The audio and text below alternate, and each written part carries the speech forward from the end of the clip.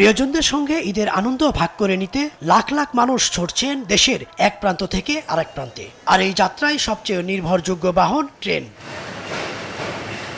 ঈদুল ফিতর উপলক্ষে 7 দিনের ছুটির প্রথম দিন মঙ্গলবার সকাল থেকেই কমলাপুর রেল স্টেশনে যাত্রীদের উপচে পড়া ভিড়। আসন না পেয়ে স্ট্যান্ডিং টিকিট না থাকায় ট্রেনের ছাদে ওঠার চেষ্টা করেন যাত্রীরা।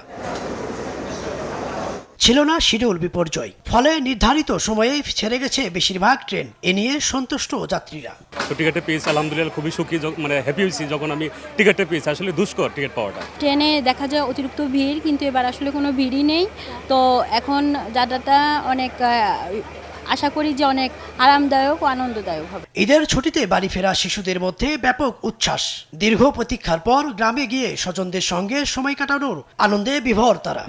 আমরা দাদু বাড়িয়ে যাচ্ছি, নানু বাড়িয়ে যাচ্ছি, দুই জায়গায়। দাদু বাড়িতে অনেক বন্ধু আছে, খেলবো, মজা করবো, ঈদ সালামি পাবো। ভিগো ওয়্যার গার্ড, প্রয়োজন মতো বাঁকানো যায়, অধিক চাপেও ভাঙে না। ভিগো। ঢাকায় তেমন আমার কেউ নাই, এজন্য গ্রামে সবাই একসাথে ঈদ উদযাপন করতে যাচ্ছি। অন্যদিকে 25% আসনবিহীন টিকিট শেষ হয়ে যাওয়ায় যাত্রীরা পড়েছেন ভোগান্তিতে। আমি রিকোয়েস্ট করে বলতেছি যে আপনারা আমাকে হয়তো একটা পরামর্শ দেন, আমি কোন দিকে গিয়ে দাঁড়াবো।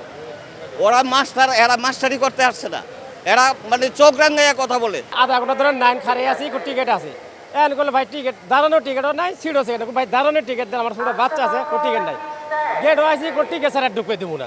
ঈদের ট্রেন যাত্রীদের জন্য ব্যাপক নিরাপত্তা ব্যবস্থা নেওয়ার কথা জানান স্টেশন মাস্টার সাজেদুল ইসলাম। ট্রেনের শিডিউল রক্ষার্থে আমরা হয়তো 100% এটা নিবৃত্ত করতে পারছি না, তবে এই ক্ষেত্রে যাত্রীদের ভূমিকা আমি মনে করি অনস্বীকার্য। সাধ্যমতো প্রচেষ্টা আছে। এই বিষয়ে আমাদের আইন শৃঙ্খলা বাহিনী এবং রেলওয়ে কর্মকর্তা কর্মচারীদের সমন্বয়ে একটি বিশেষ টিমও কাজ করছে। এদিক রেলওয়ে কর্তৃপক্ষ জানিয়েছে ঈদের আগের দিন পর্যন্ত যাত্রী চাপ সামাল দিতে রাজধানীর বিমানবন্দর স্টেশনে উত্তরবঙ্গগামী 9টি ট্রেন থামবে না। ইদ্রিস আলম, দেশ টিভি, ঢাকা।